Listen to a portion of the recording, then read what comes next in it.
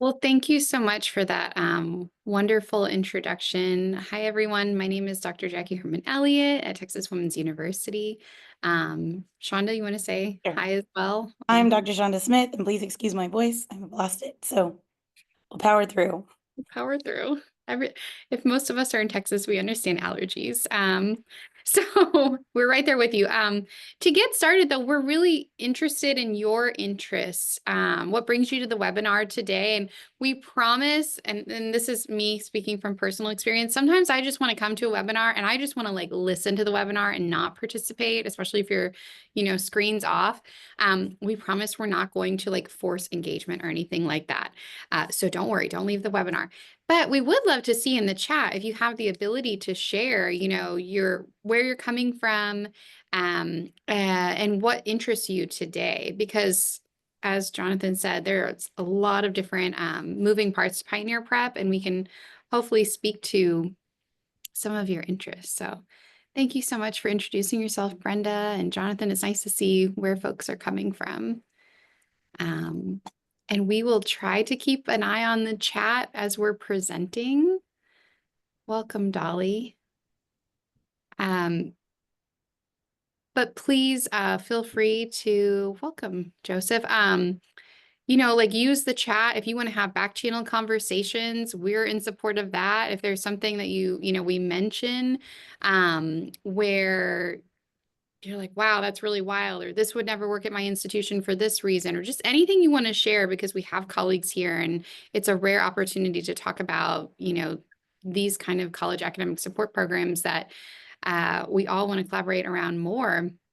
Please feel free to. So we encourage chat use. And thank you all for sharing where you're coming from. It's nice to see this.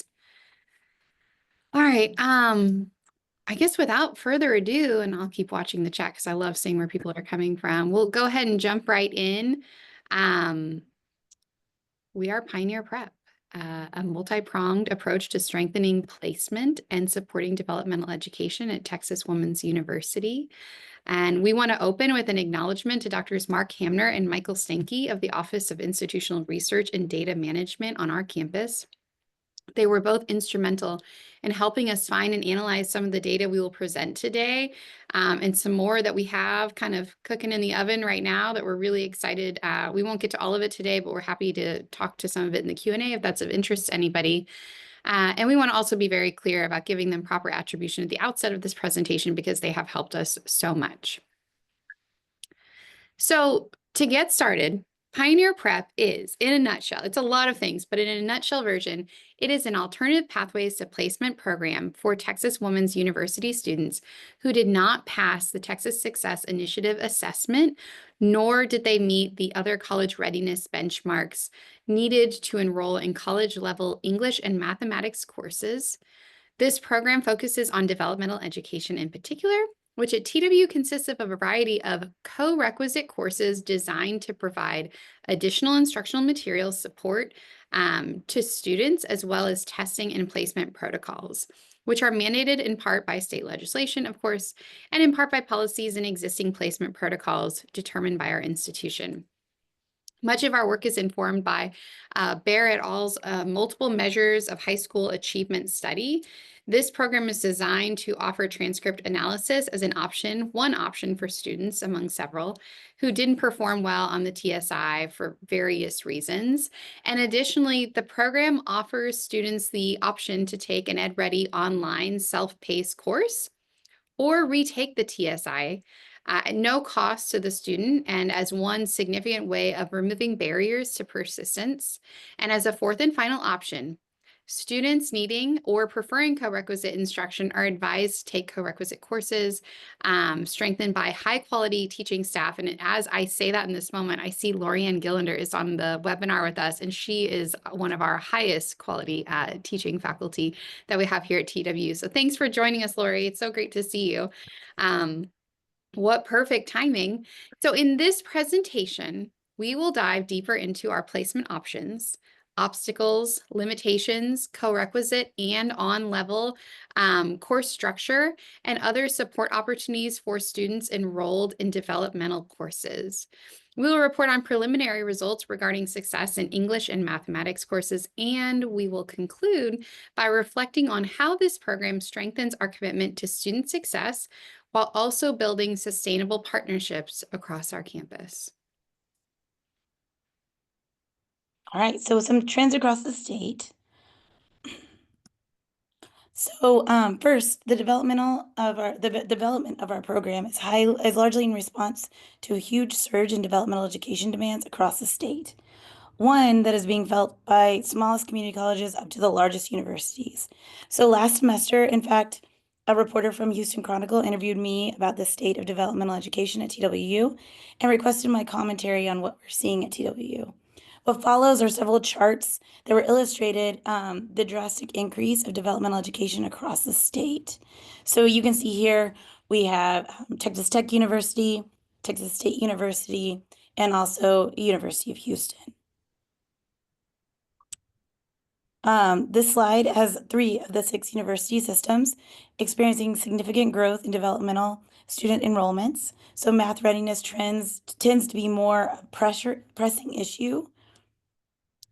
We also have, as you can see, right, at Texas Tech, we have developmental math versus developmental English, and there's an uptick across everyone.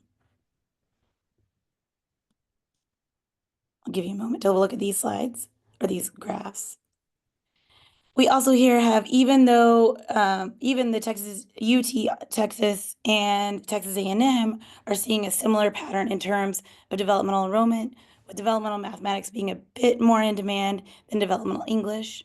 At Texas Women's University, though, you can see our enrollment growth in English developmental courses has increased and feels dramatic for us, but in comparison to the university systems featured on the previous slide, the ascent has been less sharp. Also note, our institution was able to report a downward trend in developmental math courses, which we are certainly not the lowest overall. We hypothesize that our developmental enrollments have been dropping or staying relatively maintained due to a series of interventions provided by our Pioneer Prep program, which we'll explore in the slides to come. Oh, sorry. No, you're good. So just a little bit more about us, what is TW? What are we doing here? To provide additional context on our institution, Texas Women's University, or TW, is located in Denton, Texas. We are always rapidly growing, it seems. TW is classified as both a HSI, Hispanic Serving Institution, and an MSI, Minority Serving Institution. And TW recently became the nation's largest university system, primarily for women. We're really proud of that.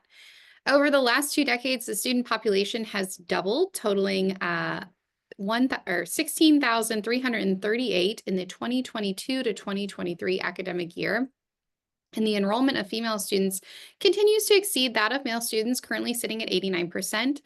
And in 2021, U.S. News and World Report recognized TW as, quote, having one of the most ethnically diverse student bodies in Texas and nationally, ranking first in Texas and 5th nationally out of more than 1,500 regionally accredited schools that were evaluated. So as an MSI, we believe it is imperative that we maintain a developmental education placement and retention program that effectively places students into the courses they need while also removing costly barriers to their success and persistence. The National Center for Education Statistics has previously published research on the disproportionately higher number of minoritized students enrolled in co-requisite courses, which is alarming, but also mirrors a similar trend on our campus. Institutional data confirms that students of color enroll in developmental courses at a higher rate than their peers, which again has created an even greater need for effective placement protocols to ensure that students are being placed into the classes they need and the ones that will help them be most successful in and increase their odds of persisting. So the situation became pressing when, starting in 2020, and we imagine some folks here felt this as well, our developmental education course enrollments felt like they were soaring, with demand exceeding capacity and no additional instructional resources being allocated to support these students or the faculty teaching them. To make matters worse, with each passing year, more and more of our students who were entering that weren't college ready or lacked TSI scores altogether was being seen, and a significant number of these students were timing out for not having reported TSI scores by the end of their first year of college.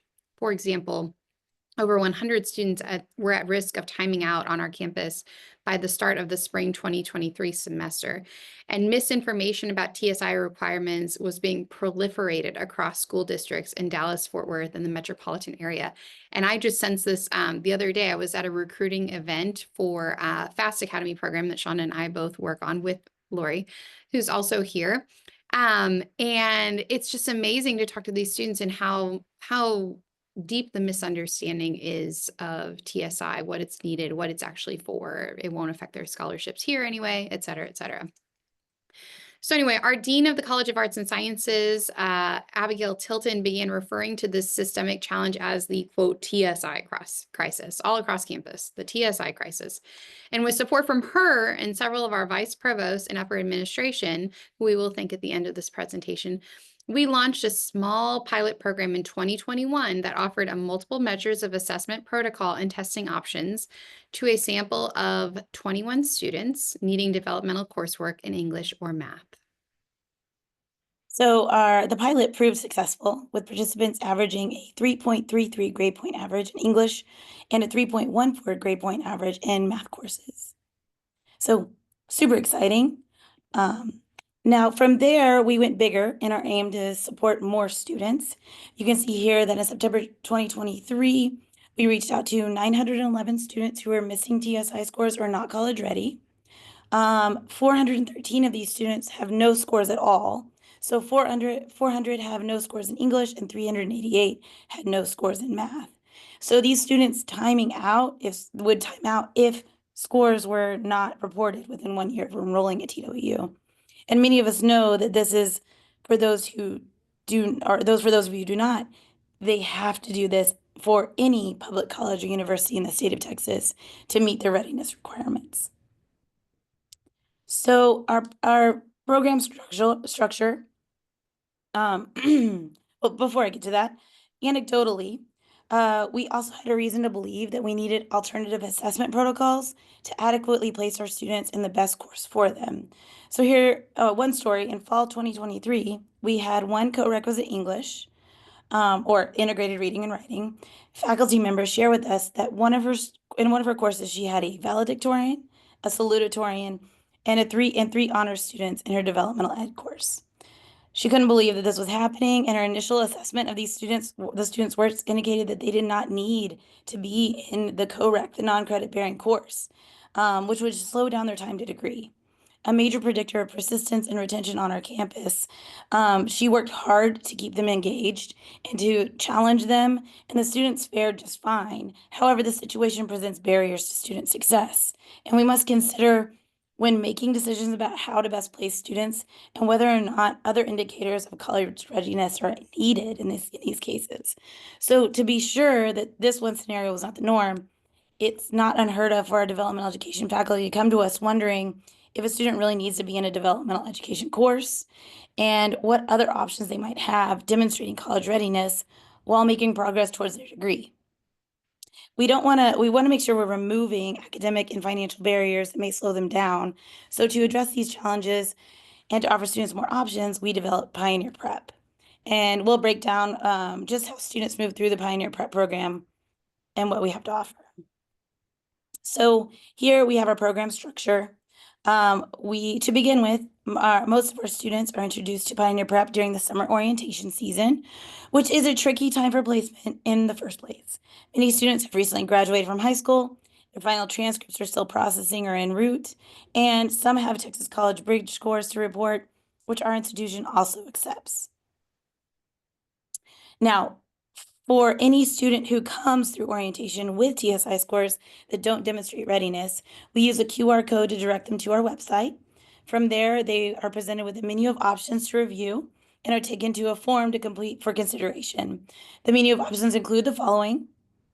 We have the high school transcript option for students who are able to report a GPA of 3.0 or higher across 4 years of high school English or mathematics courses, but not necessarily both, just one for each respective course. They may be eligible to place out of co-requisite courses. To do this, we have a small team of transcript analysts who review verify eligibility for exemption, and communicate the exemption so that the hold can be lifted by our colleague, Mr. Terrell Shaw, who is the Director of Transfer Articulation and Compliance at the TW Office of Curriculum and Strategic Initiatives. Our other option is Ed Ready, which is our free course option for students who are not able to report a GPA of 3.0 or higher across 4 years of high school English or math via a transcript. We invite them to enroll in a self-paced, fully online and asynchronous Ed Ready course. As an in-rock product, Ed Ready English and Math, excuse me, English and Math college prep courses provide a platform that adapts instruction to a student. Excuse me, sorry.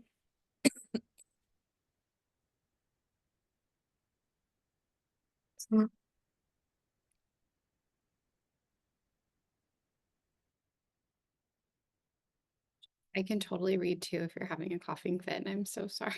Yours, I'll say my friend and colleague Shonda is a great colleague because she's ride or die, or in this case, when she does not have a voice, she's still here presenting. Let me know if you want me to tag in and read anything. My apologies. So as an in-rock product, Ed Ready English and Math college prep courses provide a platform that adapts instruction to a student and also provides 24/7 tutoring services to support the student as they move through the college prep curriculum. Additionally, we pay 2 faculty to enroll, coach, and monitor student progress throughout the course. And once they do work through the course, they are deemed college ready and their TSI hold is lifted and they can enroll in on-level English and math courses. Our program purchases a set number of vouchers each year for students who can participate in this option at no cost. All right. We also have the TSIA2 retake option. Although fewer in number, some students prefer to take the TSIA2 a second time because they were close to demonstrating readiness and meeting our institutional cutoff scores. And for those students, we offer to cover the cost of retaking the test at our on-campus testing center. Of course, a few students come through who are missing scores and have no scores to report, and we offer to cover the cost of the testing for these students as well. And then finally, we have the co-requisite course option for students who are not eligible or choose not to pursue these other options. We add pedagogical resources and time into strengthening the quality of our co-requisite course instruction. Through advising conversations, we have found that some students generally prefer or feel more confident about their odds of passing on-level courses if they enroll in a co-requisite course. And we want them to have the best odds of passing as possible. So in the past, we paid our instructors to attend professional development sessions and pursue micro-credential certificates and topics related to teaching of co-rec students. And we have hosted our own convening on the topic virtually in 2023. We plan to host another convening in 2026, although we're unsure if that convening will be virtually or in person. We have also been able to pay for the development of high quality curricular and OER materials and have a grant from the THECB, which will soon be able to cover the cost of XYZ coursework software, which is what we use in our mathematics co-rec courses to eliminate more cost barriers for our students. If anyone's interested in what the co-recs courses we offer, we'd like to be happy to discuss this during the Q&A. But for now, we'll share what we offer for our English option. So you can see here, our English 1013 is paired with English 1003, and it's 6 credit hours paid for overall, but English 1003 is a non-credit bearing course. It's required of all students who are not TSI writing and reading ready and provide supplemental instruction when funds are available. We have 4 options for mathematics. So students who take the TSIA2 and score a diagnostic level of 1 to 2 fall into our math 1113 basic math. Those who have a diagnostic score of 3 through 5 would fall into our co-rec statistics course, which is 1123 and 1703, 6 full hours, 3 hours are credit bearing. They could also fall into our 1123, 1303, which is our co-requisite college algebra. Again, 3 are credit bearing, and math 1013S, which are quantitative literacy. So we don't have the additional 3 hours attached to that.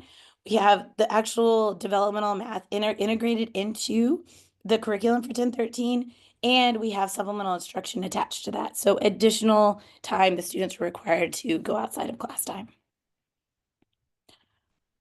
Okay. Also worth noting is that we were able to pay, and we think this really helped because the advising communication mechanism is really important here.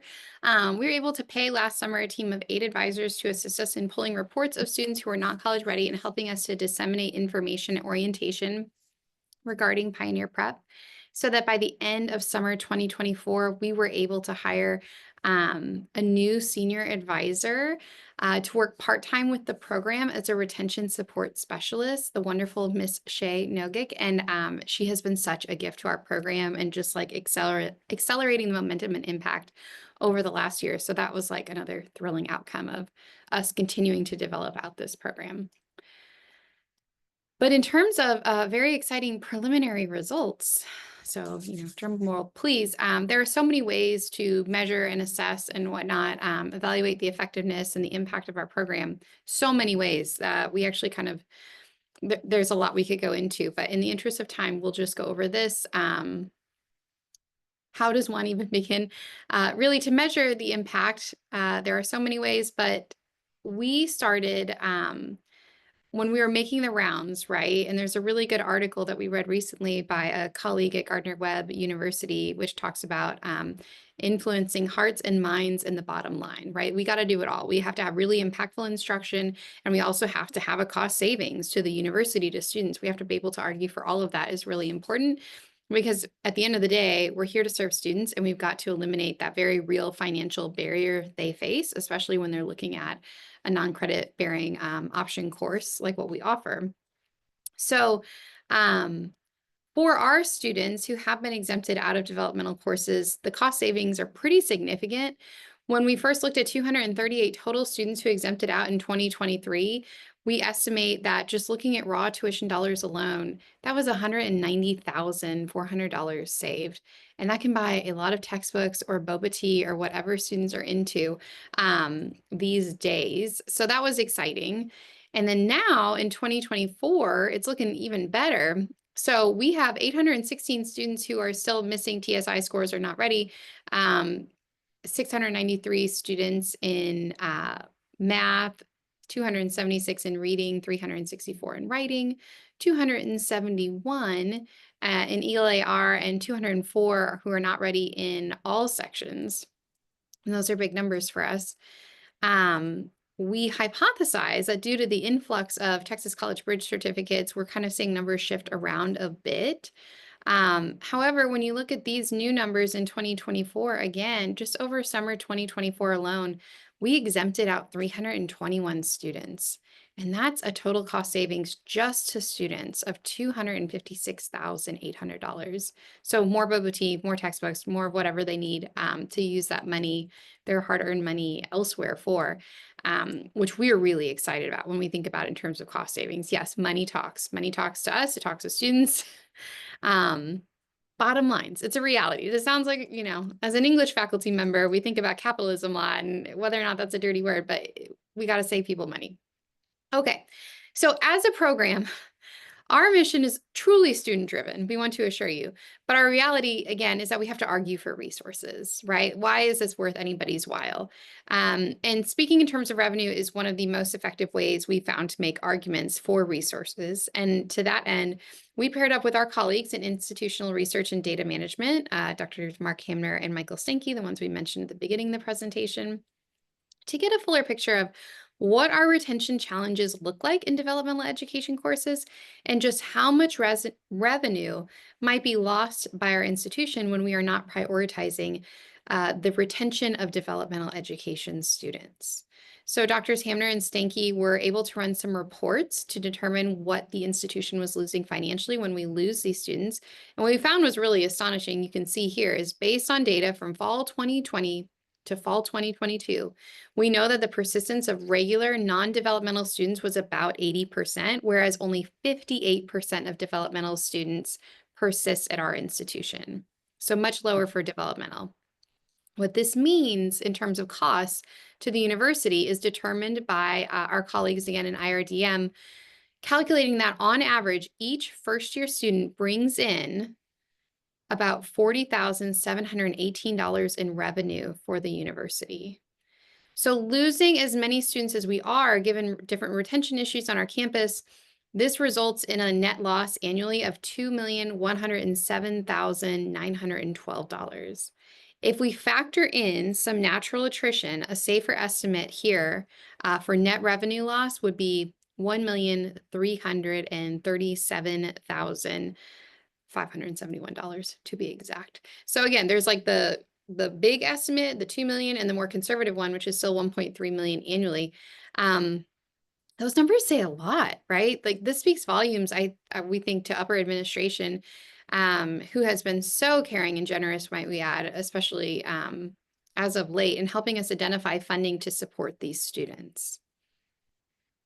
So other ways we can report on effectiveness of a program include our co-requisite enrollments were lightening each semester, which we take as a sign that perhaps the efficiency of the program and the improved placement of students means that students are going into the courses they need to go into.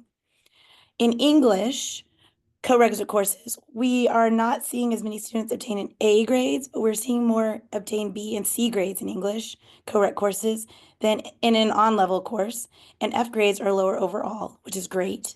And then additionally, for students who do enroll in statistics co-req specifically, me and a group of other members and my colleagues of mine analyzed the impacts of co-requisite remediation in developmental statistics students and found that our developmental statistics students were performing as well as the on-level sections in both the exam grades and letter grades they obtained in the class. You can see here, this is for statistics. So we have our developmental co-req sections. You can see the exam 1 averages, 2, 3, and final exam averages compared to the online sections. My team ran 2 independent 2-sample t-tests to compare the 2 groups in terms of each exam offered throughout the semester, as well as the overall grade earned in the course. From these t-tests, we can confirm that the differences were statistically insignificant, which is a good thing, right? Our co-req students were doing just as well as our on-level statistics students. Also, you can kind of see here in table 2, we include all sections of statistics offered during the spring 2022 semester, which included 11 total sections. 5 were offered face-to-face, 4 were offered in hybrid format, and 2 were offered fully online. When comparing the 2 co-requisite courses featured in the previous slide, another 2-sample proportions test indicates that all letter grades were statistically insignificant again. So bottom line, we have found that there's no statistically significant difference between the proportions of each letter grade earned when comparing co-requisites and on-level elementary statistics courses, giving us a greater confidence in some of the instructional interventions we've implemented. So now we look back and we reflect. And as we reflect on our program, we recognize that we are not without our challenges or limitations, certainly. For one, tracking the enrollment patterns of our students taking the transcript or the MMA option has been exceedingly difficult for reasons that we're happy to talk about in the Q&A if anybody's interested. But, if you're interested in this from a data collection standpoint, it is hard. For many reasons, including like they don't immediately enroll in the on-level course, so they get exempted out and they don't place into, let's say, on-level English, for example, right away, as we would hope.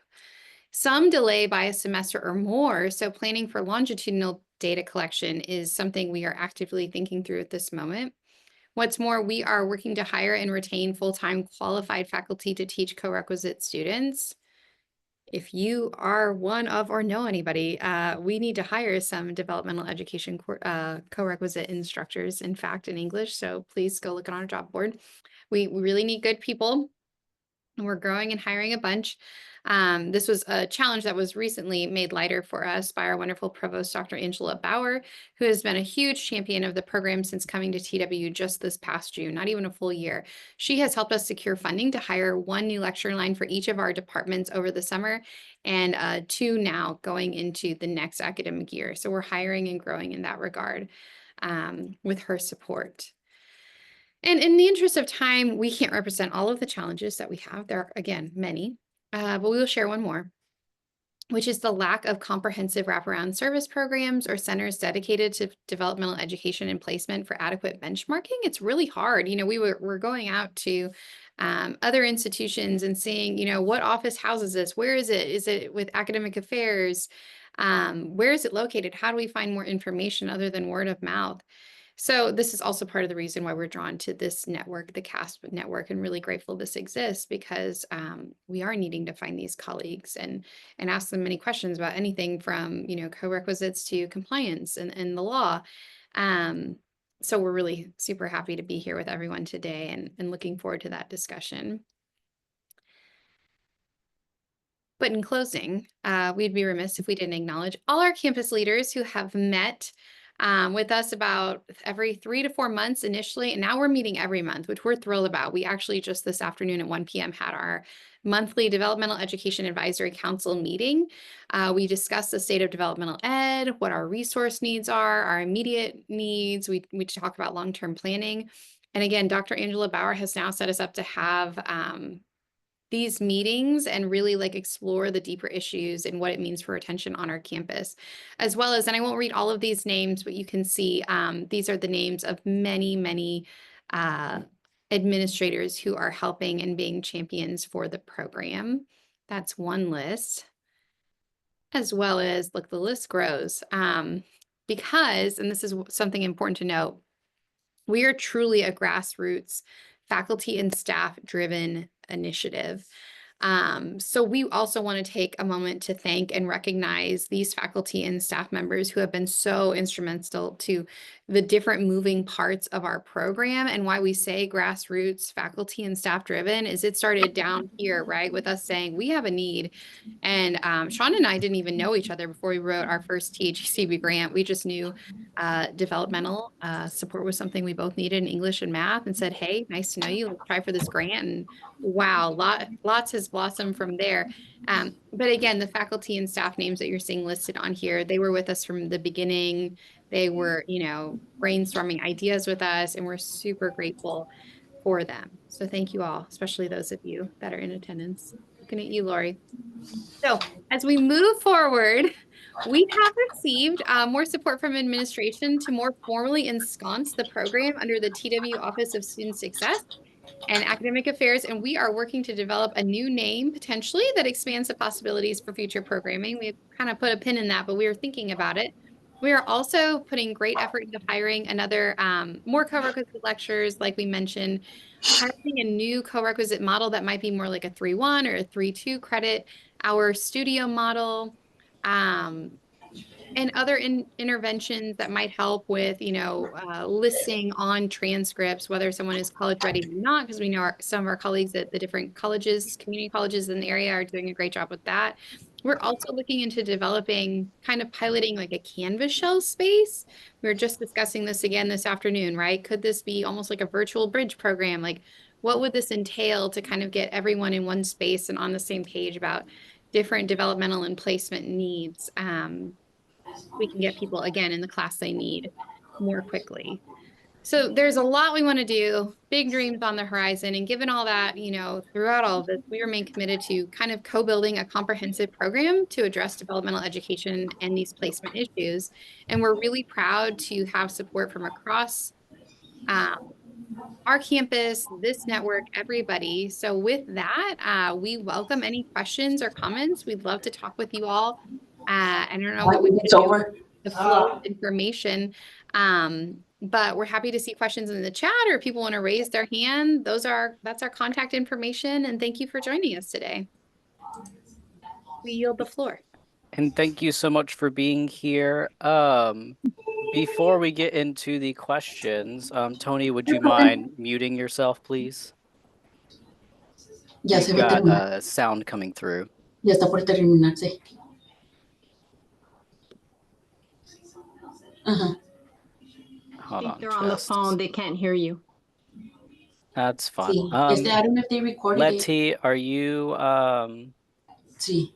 do you happen to be able to get into the CASP posting? I tried to mute her. I'm not able to. Just a second. Let me see. Las dos. Tony. Okay. Sorry, everyone. Mhm. Tony, Fine.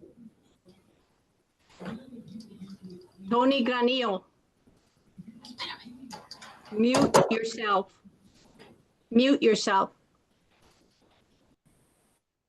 Yay, thank you very much. Hmm. Okay, yes, now let us continue on with questions. I think you've got one in chat already where someone asked, is supplemental instruction the traditional SI model or is it recitation? Good question. So in math, our supplemental instruction is very similar to traditional SI in that we have a supplemental instruction leader and they sit in the classroom and then they hold supplemental instruction sessions. The only difference between the standard model is that we require our students to attend supplemental instruction. They're required to go one time before their first exam, and then if they don't do well enough on their exams, they have to go every week until the next exam. And then if they do fine on that, they don't have to go every week. But if they keep struggling, they have to go every single week. And we do find, though, that students, when they start going to supplemental instruction, even though it might not be required because their grades go up, they still continue to go because they see how much it helps them. So it's similar, but not exactly the same. It's not just completely optional for them in math. And English is going to be similar where we kind of have more of an embedded tutoring model. So, and a lot of it has fluctuated over the years on funding. You know, we haven't always had a dedicated pot of money for embedded tutoring. And we do at this moment, we foresee that continuing for a long time, but we will have one tutor who is assigned to the class. And there will be different activities and ways for students to be, you know, meeting up with that tutor outside of class, getting one-to-one feedback. But it's not the traditional, you know, I'm trying to think of the word, but you know what I mean, Shauna, where it's like there are certain, to certify it as an SI course, there are certain things that we need to do. We do have a new SI program on our campus, which is going to be under our umbrella. Through all of this work that we're really excited about is through bringing attention to different developmental issues on our campus. Shauna and I have recently been appointed to become co-directors of a new first year experience program. And what's thrilling about this is under that umbrella of there are like 5 pieces of a pie within this new forthcoming program is developmental is one of the 5 pieces. And I don't think you would have seen that 10 years ago, right? But we're making it a focal point, and SI is another one of those pie pieces. So we're really excited about that. We had a question about the transcript option and if it's only allowed under the THECB grant. Yes, right now the transcript option is only allowed under the grant we received from the THECB. We received the one, what year was it, Jackie? Our first one? 21. 21, and then we just received the 24 grant. So yes, we're allowed to do that right now. Once we do not have the grant anymore, then we will have to look at that and see also what new things THECB is going to come out with. And should we add a note on how that intervention is going? Because we have some data there with regard to. Sure. You want to talk about it? I mean, in a nutshell, so what we are seeing is we've asked our friends, Drs. Hamner and Stanky, to kind of look at and see, well, how are students faring after they take the intervention with the multiple measures of assessment in either English or math, or just the Ed Ready in math? Because interestingly, we've not had a lot of takers for Ed Ready in English, and we have our own theories as to why that is. But they're doing great. They're persisting at the like very close to the level that the on-level students are coming in at. So those are proving really effective, and we're thrilled for that. But we can say more to that, or we can move on to the next question. We had a question about, to what degree do we utilize smarter measure readiness assessment to inform our decisions to help students? I am not familiar with smarter measure. I know I had to pull it up and I was like, oh, wow, this is neat. But we have not explored this. So thank you for sharing that with us, because we'll have to investigate costs and what this might entail. I would welcome if this person who made that comment wants to share or has found it effective, would love to hear, you know, this can be a dialogue too, I think, of if that's been effective at your institution or you're just curious about it. I have to scroll back up in the chat.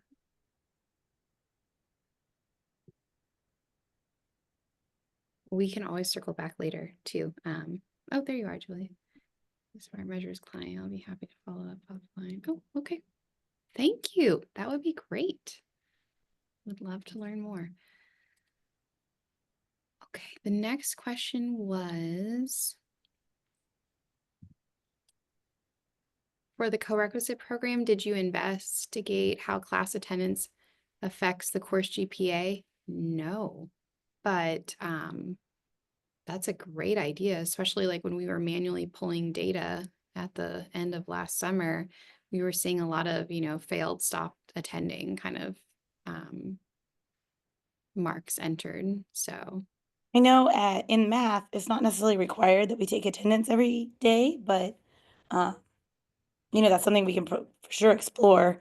We just got to make sure all of our instructors are taking attendance. So in English, we do take attendance because it's factored into, we have a policy with some flexibility, but it's if you miss 2 weeks or more in an English course, then that's grounds for failure. And grounds is, the language where in case someone has obviously like an extenuating life circumstance or something happens where we can grant some exceptions. But if anybody in here is familiar with like the great composition studies scholar, Peter Elbow, he was famously attributed as saying like most students will pass an English course if they show up and engage with the process. It's when they stop showing up that we know they don't do well. So I definitely think attendance is an interesting avenue for future exploration.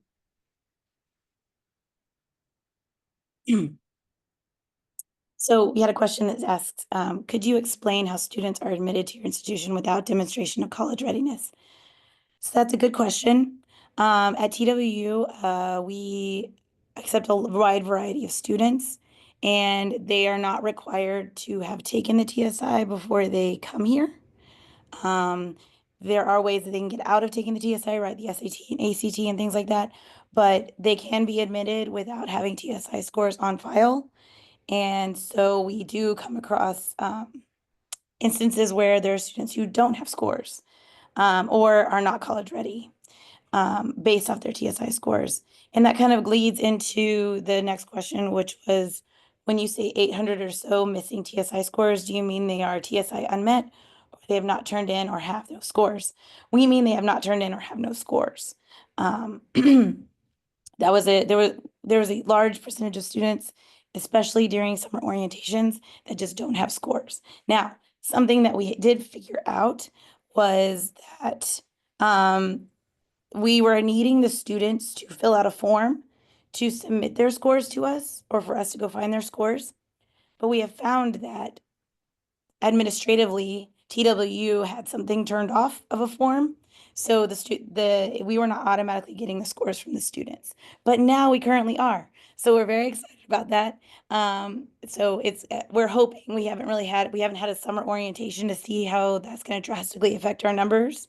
But that is one thing, like sometimes students are ready. They just didn't know how to turn in their scores. But having that significant amount of people without a score makes it hard for us to do anything with that group, right? Yeah. Jackie, did you have anything to add? No, I think you summarized that really well. And I don't know everyone here's level of involvement with orientation season on your campus, but certainly a lot of our developmental students, what makes, again, this tracking so challenging is we see greater numbers of developmental students coming to later orientations. And that makes it difficult to offer, like an ed-ready intervention that they can take over summer and kind of communicate that message just in time so that we can get them enrolled or maybe exempted out via an ed-ready course so they can enroll in on-level English or math when it's, end of summer and they just need to sign up for something that day.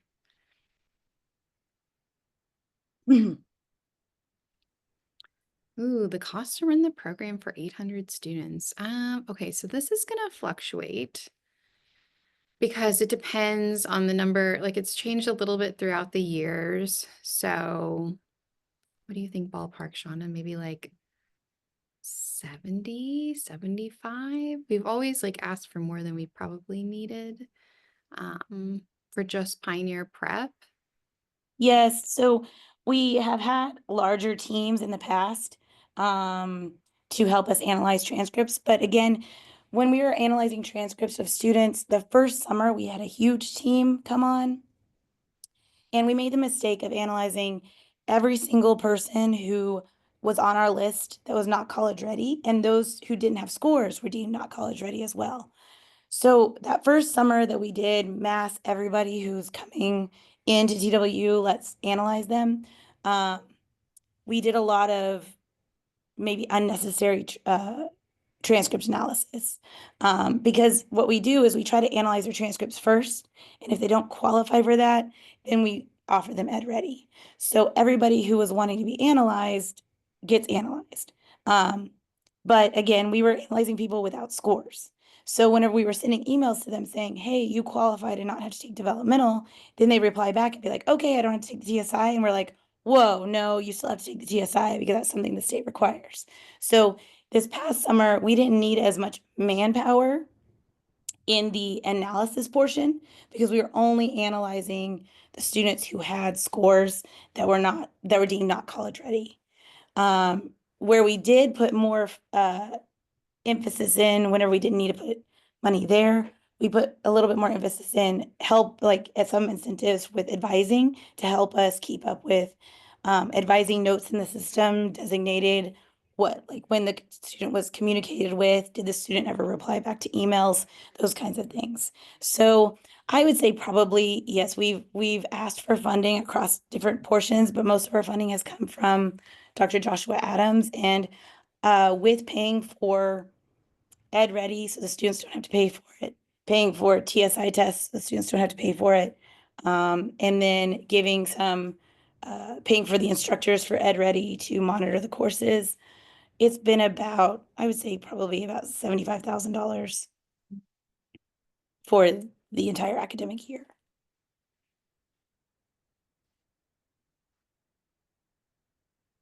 Let's see. Have you answered was the basic math ed ready course, and is it a standalone dev ed course equivalent?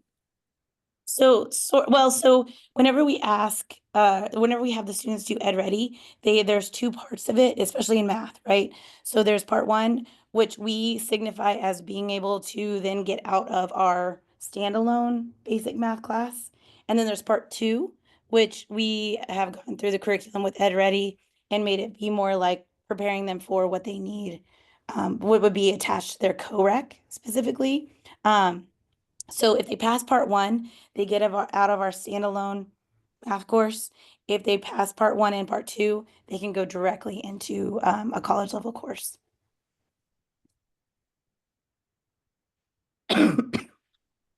And you just got, just curious, how many developmental courses did you provide for your institution for fall 24? And how many were staffed with SI or embedded tutors? What's the average class size? Okay, so in math, I can tell you that one, and then we'll let Jackie go. In math, we had, I believe, 4 co-requisite statistics courses offered, 1 co-requisite college algebra course, and we had 2 of our quantitative literacy co-rec course, but it's not really a co-rec because it doesn't have any additional hours. And we offered 1 of our lowest level developmental course, Math 1113, the standalone one. The standalone one has supplemental instruction. The 2 quantitative literacy courses had supplemental instruction. And I believe 2 of our 4 statistics courses had supplemental instruction attached. And just to give you a little bit of background, the reason why we have a lot more of the correct statistics courses being offered is because TWU has a lot of nursing majors. That's one of our biggest majors. And so a lot of our students need statistics for their degrees.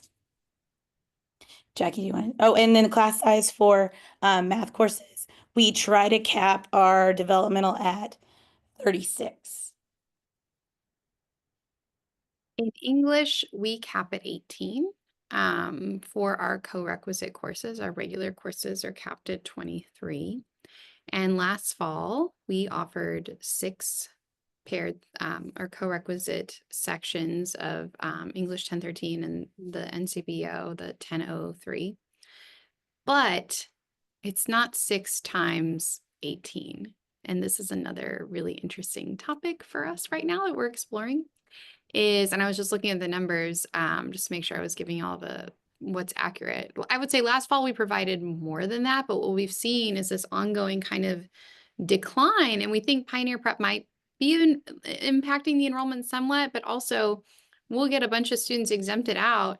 And then you'll go and you'll look at our enrollments and see, okay, these classes are not full, but we still have these, 100+ students that need English developmental courses. So why aren't they enrolling in the developmental course that's offered to them?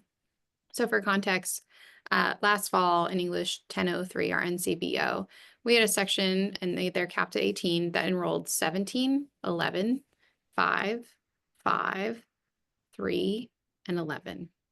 So some of those are nowhere near. I mean, if that was a regular on-level course, our dean's office would have shut it down. However, 2 years ago, we actually received the message from, again, Abigail Tilton, who we reference, our former College of Arts and Sciences dean, who said, I don't care what they're enrolled at, don't shut a single developmental course down. And that was not challenged again this year. So we run them really small. I don't know if that will continue as a practice in the future going forward.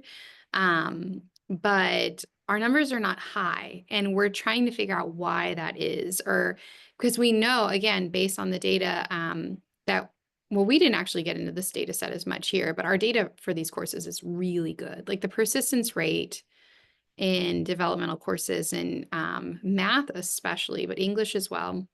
Math is very high.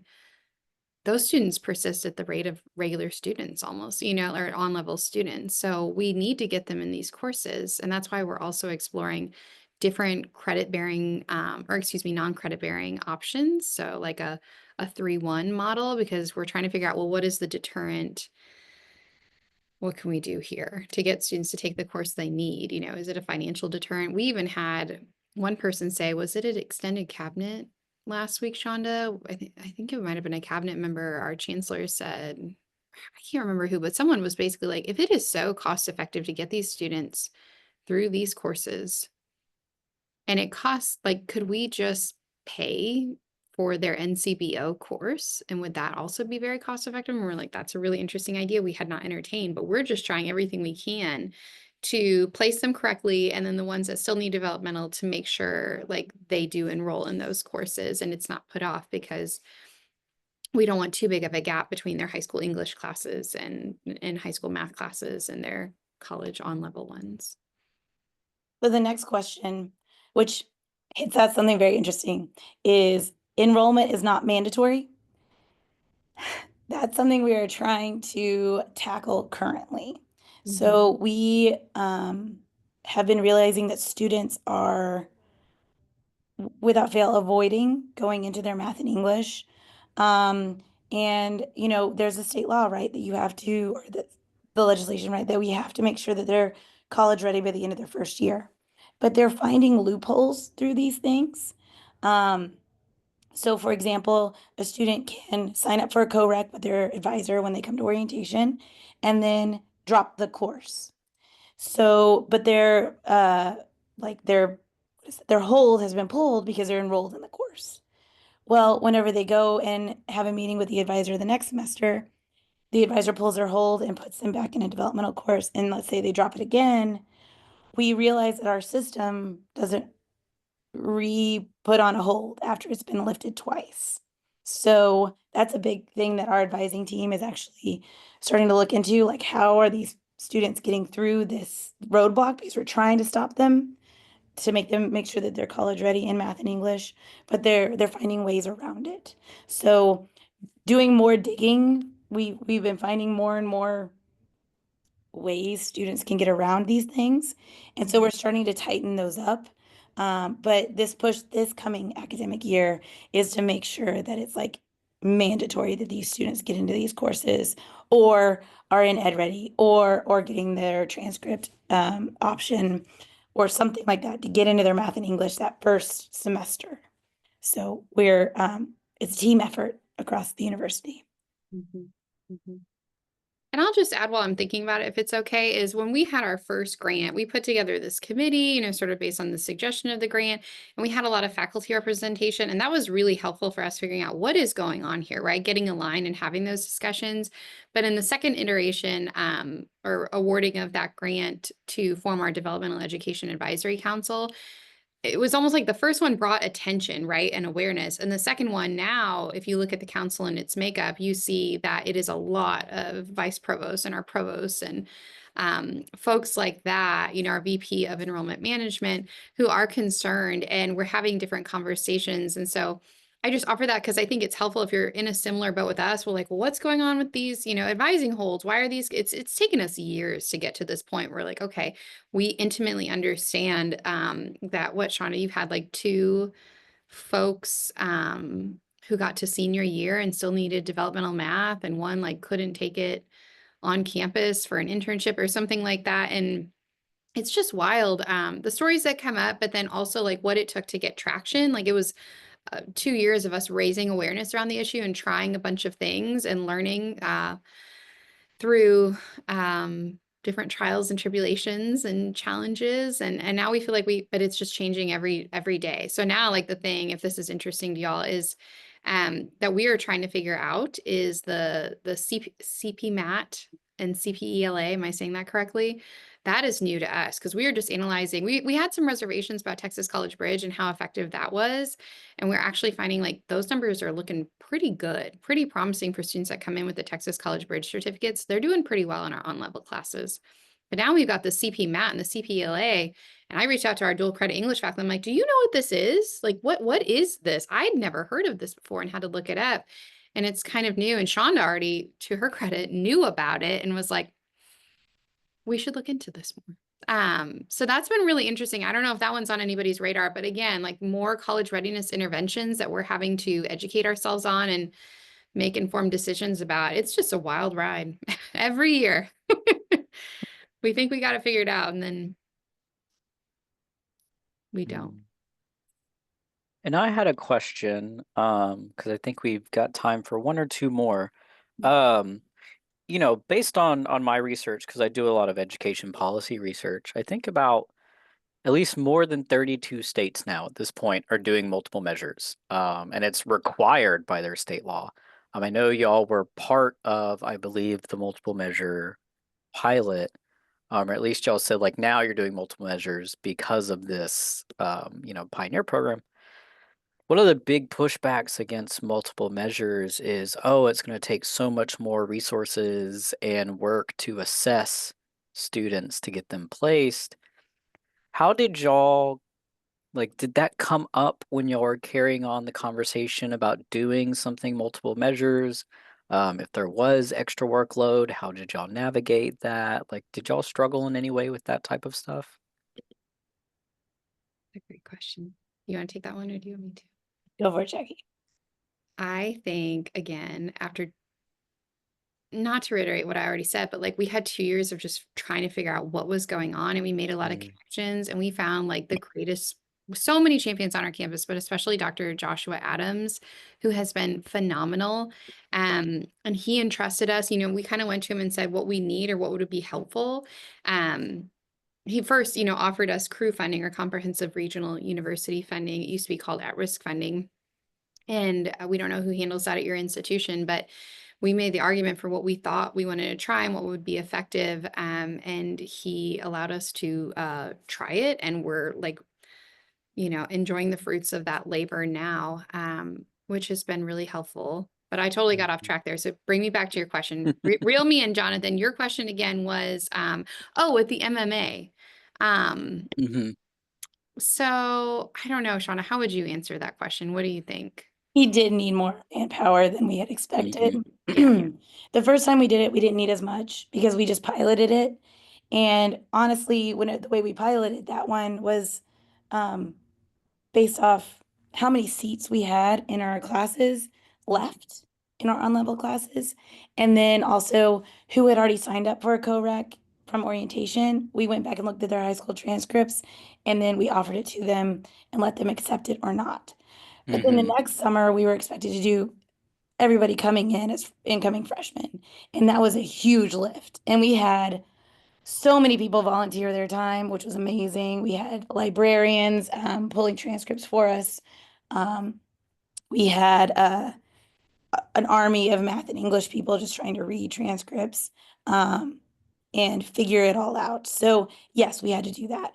And now we're coming up on the newest thing that our school has adopted is a transcript reader. So like AI transcript reading. And we aren't sure how that's going to go. But yes, it was a huge lift as far as like, because no transcript is the same. If you start looking at transcripts, you realize they're all different from all different places because we don't have really a standard template for transcripts. So, but yes, we were grateful enough to have people try to back us with as much funding as we could just to try to do this.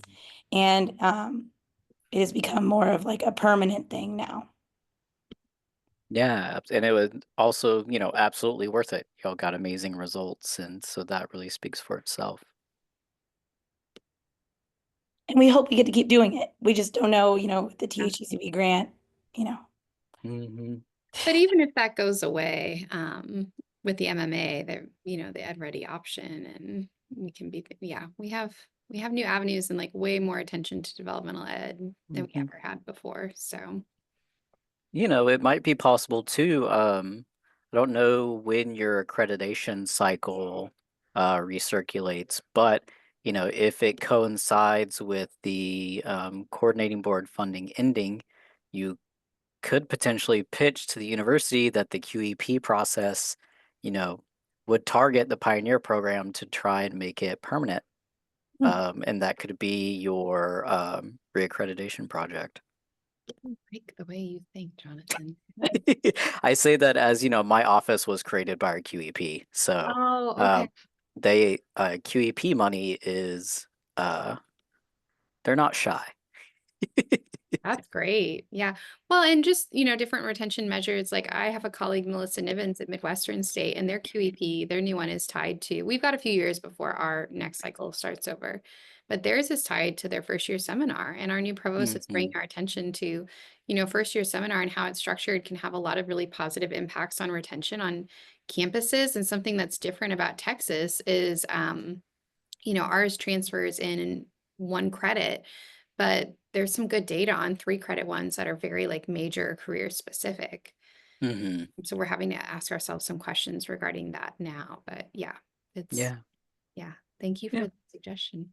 Yeah, of course. And then if y'all want data on the learning frameworks courses that are being used for FYE purposes, I have all that. Awesome. That's good to know. Thank you. All right. Do we have any last questions? I see people are filtering out because we are at 4 o'clock.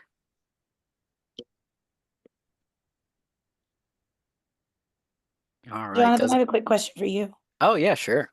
Did you see how many participants we had in the middle? I think we topped out about 35. Okay, awesome. All right. Well, I wanted to thank y'all for being here. If you have any last words before I stop recording, now would be the time. But thank you. And thank you to everyone who showed up. I'm glad we got a really great turnout. I don't think we've had a webinar this well attended in quite a while. So it definitely shows how interested everyone is in your program. Appreciate y'all being here. Everyone have a great day. Y'all have any final words? No, just thank you so much for your time. Yeah, thank you all so much. And let's keep the momentum going. I think there's a lot of interest around this. So please be in touch. You have our contact information. Absolutely. Thank y'all. Bye.